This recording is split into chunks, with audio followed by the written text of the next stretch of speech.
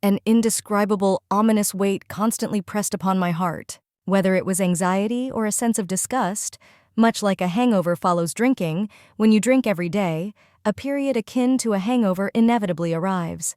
That time had come for me now. It was somewhat troubling. It wasn't a lung disease or a nervous breakdown that was the issue, nor was it the burning dead on my back. The problem was that ominous weight. No beautiful music that once delighted me, no beautiful line of poetry could I endure anymore. Even when I went out of my way to listen to the phonograph, I would suddenly feel the urge to stand up after the first few bars. Something made me restless. So I continued to wander from town to town. For some reason, I remember being strongly drawn to things that were shabby yet beautiful at that time. Even in landscapes, I preferred the back streets of a crumbling town, where dirty laundry was hung out, junk was scattered, and dingy rooms peeked out, rather than the aloof main streets. In a town with a charm that seemed destined to be reclaimed by the earth under the assault of rain and wind, where mud walls crumbled and rows of houses leaned precariously, only the plants thrived, with sunflowers and cannas blooming astonishingly at times. Sometimes, as I walked such streets, I would try to delude myself into thinking that I was not in Kyoto, but in a town hundreds of miles away, like Sendai or Nagasaki. If possible, I wanted to escape from Kyoto and go to a town where no one knew me. First and foremost, I craved silence. A vacant room in an inn, a clean futon, a fragrant mosquito net, and a crisply starched yukata. I wanted to lie there for about a month without thinking of anything. If only this place had somehow become that town.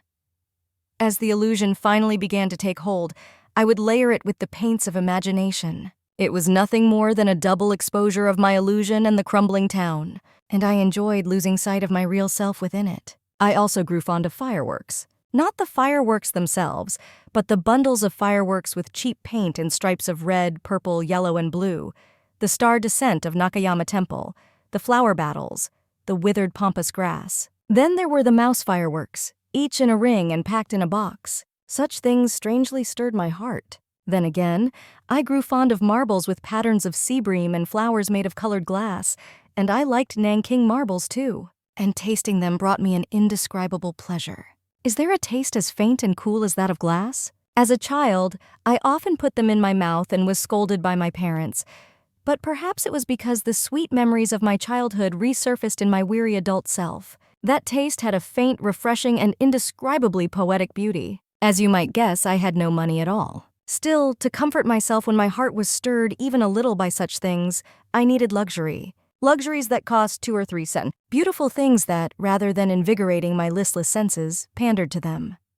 Such things naturally comforted me. One of the places I liked before my life was invaded was, for example, Maruzen. Red and yellow eau de cologne and eau de quinine. Elegant cut glass and Rococo-style perfume bottles with amber and jade hues. Pipes, small knives, soap, tobacco. I would spend a good hour just looking at such things. And in the end, I would usually indulge in the luxury of buying the best pencil. However, even this place had become nothing more than a burdensome place for me at that time. Books, students, the cashier's counter, they all appeared to me like the ghosts of debt collectors. One morning, at that time, I was living by moving from one friend's lodging to another. I was left alone in the empty space after my friend had gone to school. I had to wander out again. Something was driving me. And from town to town, walking the back streets, stopping in front of candy stores, gazing at dried shrimp, dried cod, and yuba at the dried goods store, I finally descended Teramachi towards Nijo and stopped at a fruit shop. I would like to introduce that fruit shop a little, as it was the shop I liked most among those I knew. It was by no means a grand shop, but the beauty peculiar to fruit shops was most clearly felt. The fruits were arranged on a rather steeply sloped stand, which I think was made of old black lacquered boards. The fruits were arranged as if frozen in the colors and volume, like the Gorgon's mask that turned viewers to stone with its flow of bright and beautiful music in a fast tempo. The greens were piled higher the further back you went. Indeed, the beauty of the carrot leaves there was wonderful. And also the beans and arrowheads soaked in water. The beauty of that house was also evident at night. Teramachi Street was generally a bustling street, feeling much clearer than Tokyo or Osaka, with many shop window lights spilling onto the street. Yet, for some reason, only the area around that shop was strangely dark. It was naturally dark as it was located on a corner adjoining the dark Nijo Street. But it was curious that the neighboring house, despite being on Teramachi Street, was also dark. However, if that house had not been dark, it would not have attracted me so much. Another thing was the protruding eaves of that house. The eaves looked like the brim of a deeply worn hat. This was more than just a description. It was as if the shop made you think, that place has its hat brim pulled way down. And the top of the eaves was also pitch dark. Because the surroundings were pitch dark, the brilliance of the many lights turned on at the shop front, pouring down like a sudden shower, was not taken away by anything around it, freely illuminating a beautiful view. Standing on the street where the bare lights twisted their long spiral rods into my eyes, and looking through the glass windows of the locksmith's second floor nearby, there was hardly anything in Teramachi that entertained me as much as the view of this fruit shop did at those times. That day, I bought more than usual at that shop, because there were rare lemons lined up there. Lemons themselves are not particularly rare, but since the shop was an ordinary greengrocer and not particularly noticeable, I hadn't seen them much before. I like those lemons, the simple color, like lemon yellow paint squeezed from a tube and solidified, and that short spindle shape. In the end, I decided to buy just one. After that, where and how did I walk? I wandered the streets for a long time.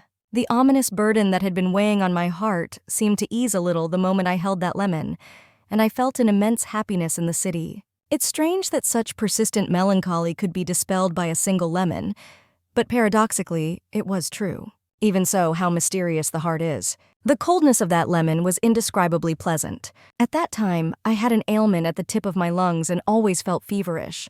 In fact, I would sometimes clasp hands with friends to show off my fever, and my palms were hotter than anyone else's. Perhaps because of that heat, the coldness that seeped into my body from the palm holding it felt incredibly soothing. I brought the fruit close to my nose repeatedly to inhale its fragrance. The landscape of California, where the fruit was grown, came to mind.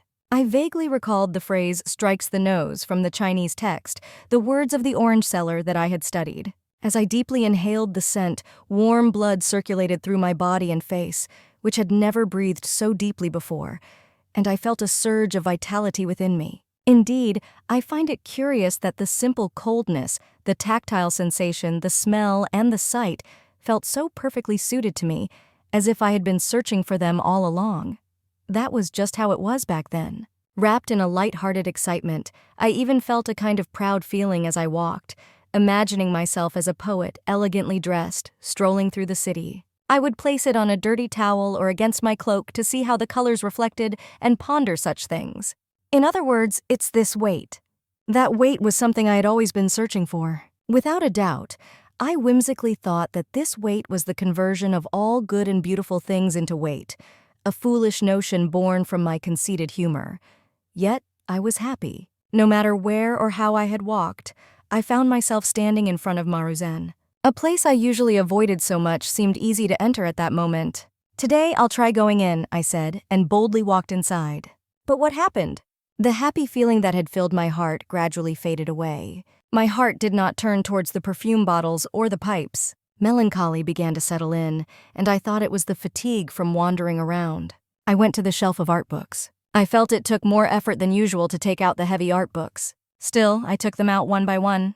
And though I opened them, I had no desire to flip through the pages in detail. Yet, cursed as I was, I pulled out the next book. It was the same thing. Still, I couldn't be satisfied without at least rifling through them once. Unable to endure it any longer, I placed them down. I couldn't even return them to their original positions. I repeated this many times. In the end, I even found it unbearable to hold the heavy orange book by Ingra, which I usually loved, and placed it down. What a cursed thing. My hand muscles were left fatigued.